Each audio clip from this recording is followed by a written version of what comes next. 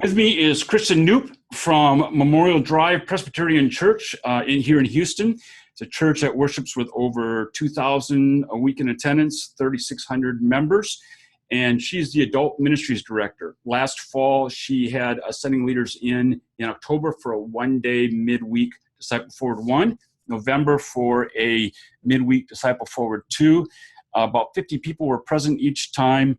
Most of the or a select group of the staff and a few elders. And I asked Kristen to talk to us about what was the impact of those two doing Disciple Forward those 2 days with the staff. Thanks, Kristen. Thanks, Mike. Yeah, the biggest impact, there were probably two things. The first was it really gave us a shared language as a staff to talk about folks in the various Disciple Forward stages.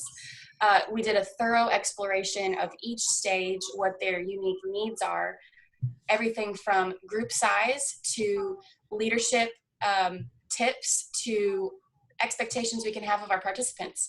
And so when we explored that thoroughly for stage 1, 2, 3, and 4, we really got a sense about where people are at and how we can serve them. In meetings, that was 6 months ago, or that was more than 6 months ago now, we still are regularly saying things like, well, that really is a threes thing, and we really need more fours things, or are we missing the ones in an environment like this? And so it's been really useful for our staff. It also helped us to see that we have a majority stage 2 programming. And we realized that if the mission of Disciple Forward is to help us move disciples, which was the second major impact we took away, that we really have that a clear vision for discipleship is how to move people. If the majority of our programming is for one stage, what happens when they are moved through that stage? We really realized we needed to more intentionally focus on how we're cultivating opportunities for threes and fours, as well as ones. So that was probably the biggest impact of the Disciple Forward workshop for our staff.